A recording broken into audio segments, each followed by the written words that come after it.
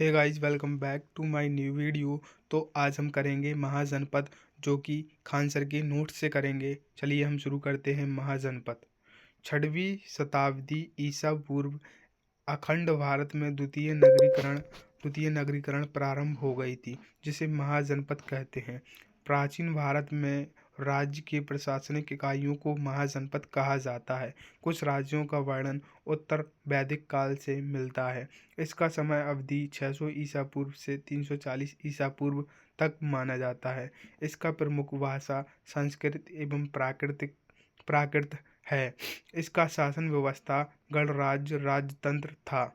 इस समय का पूर्वी उत्तर प्रदेश और पश्चिमी बिहार में लोहे का व्यापक प्रयोग होने से बड़े बड़े प्रादेशिक यह जनपद राज्यों के निर्माण के लिए उपयुक्त परिस्थिति बन गई थी। लोहे के कारण योद्धा वर्ग महत्वपूर्ण भूमिका अदा करने लगे थे। खेती के नए औजार और उपकरणों से किसान की अपनी आवश्यकता से अधिक अनाज पैदा करने लगे। अब राजा अपने सैनिक और प्रशासनिक प्रयोजनों के लिए इस अतिरिक्त अनाज को एकत्रित करवा सकते थे। लोगों की जो प्रबल निष्ठा अपने जन या कबीले के प्रति थी, वह अपने जनपद या महाजनपद के प्रति हो गई। देखो, अब आता है महाजनपद कैसे बना। सबसे पहले आता है जो गाँव में कबीले होते हैं, छोटे छोटे मोहल्ले कहते हैं आज के समय में, वो कबीले होते थे। फिर कबीले से मिलकर बनता था गांव, और गांव से लेकर बनता था जन, और जन से मिलकर बनता था जनपद, जिसे हम जनपद कहते हैं। वो आज के समय में जिला बन चुका है। अब जनपद मिलकर बड़े बड़े महाजनपद बनते हैं। अब देखिए, वर्तमान में 16 महाजनपद थे। वहाँ उस टाइम के 16 महाजनपद थे। वर्तमान में 16 महाजनपद की स्थिति है। उत्तर प्रदेश में 8 महाजनपद थे। बिहार में 3 महाजनपद थे। राजस्थान में 1 महाजनपद था, और मध्य प्रदेश में 1 महाजनपद, और दक्षिणी भारत में 1 महाजनपद। भारत के बाहर 2 महाजनपद थे।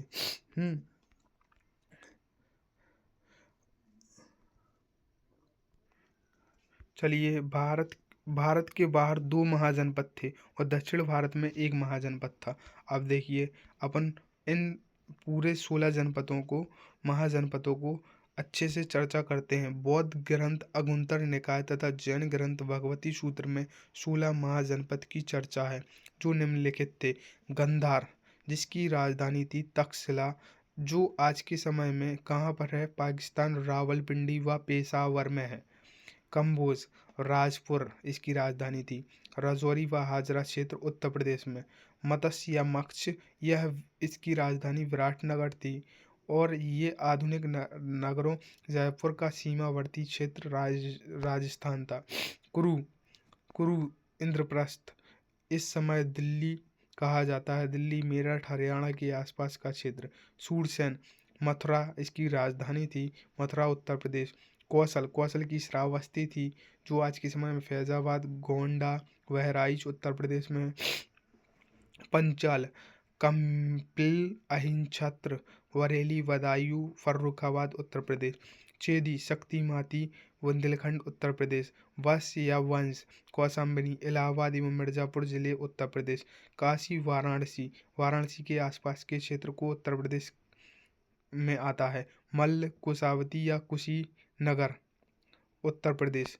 अस्मक, पाटन, गोदावरी नदी का दक्षिणी क्षेत्र। अवंती, उज्जैन, मालवा। वर्जी, वैशाली, मिथिला। वैशाली, मुजफ्फरपुर, दरभंगा।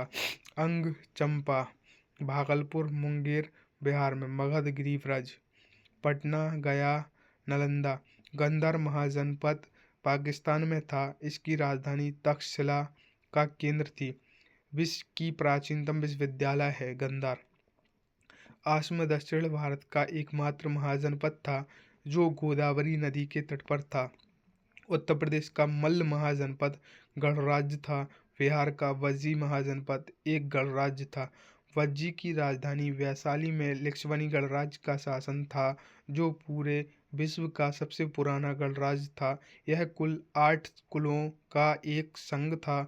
सबसे दक्षिणी शक्तिशाली महाजनपद मगध महाजनपद था। इसके दक्षिण में विंध्याचल पर्वत, पश्चिमी से सोन नदी, उत्तर में गंगा तथा पूरब में फाल्गु जैसी नदियां इस महाजनपद के प्राकृतिक दुर्ग का कार्य करती हैं। सबसे शक्तिशाली महाजनपद मगध था।